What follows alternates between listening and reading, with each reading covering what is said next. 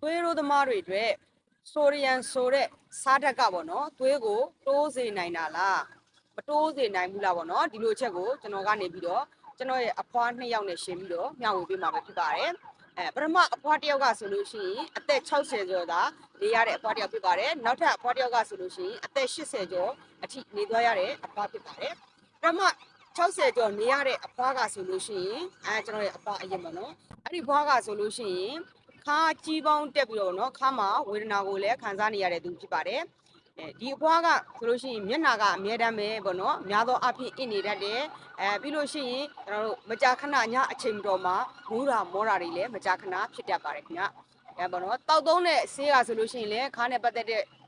သက်ဆိုင်တဲ့ဆေးရောဒီသွေးရိုးနဲ့ပတ်သက်တဲ့ဆေးကိုရောသူအများအားတောက်သုံးနေသူဖြစ်ပါတယ်ပြီးတော့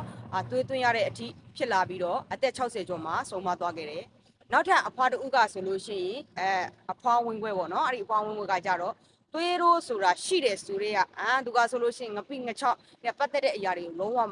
မစားပါဘူးငါပြီးလို့ရှိရင်ဝက်သားဆိုလို့ရှိရင်လည်းကိုကစားစေခြင်းလို့သွားပြီးတော့ကျွေးတယ်ဆိုလို့ရှိရင်လည်းဝက်သားဆိုလို့ရှိရင်လည်းတော်ရုံမစားပါဘူးအခုစားခြင်းရင်နည်းနည်းလေးပဲစားတာပဲဖြစ်တယ်သူအစားအများဆုံးကဆိုလို့ရှိရင်မနော်ငါ့ကိုချက်စားတာတို့ပေါ့နော်ဒီလိုမျိုးပဲငါ့ကိုကြော်စားတာမျိုးဒီလိုမျိုးပဲစားတတ်တာပဲဖြစ်ပါတယ်အခြားသောအရာတွေကိုပဲစားပါတယ်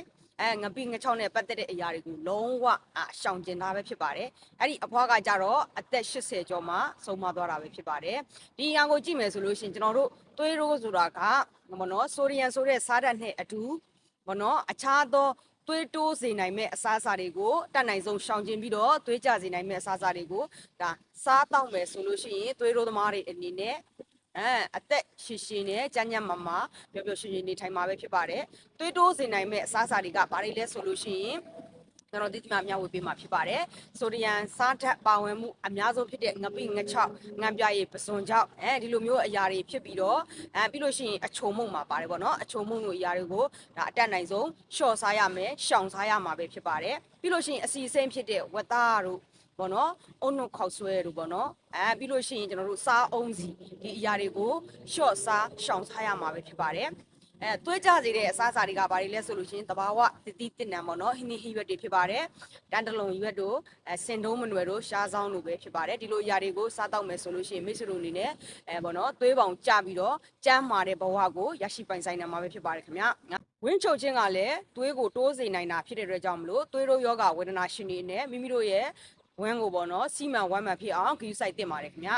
ဟုတ်ကဲ့ပါဒီနေ့ကျွန်တော်ပြောပြပေးတယ်သွေးတို့ယောဂဝေဒနာရှင်တွေအတွက်စားတော့ရမယ်ပုံစံပေါ့နော်ရှောင်းသိတဲ့အစားအစာတွေကိုမျှဝေပေးတာကတော့ဒီလောက်ပါပဲခင်ဗျာ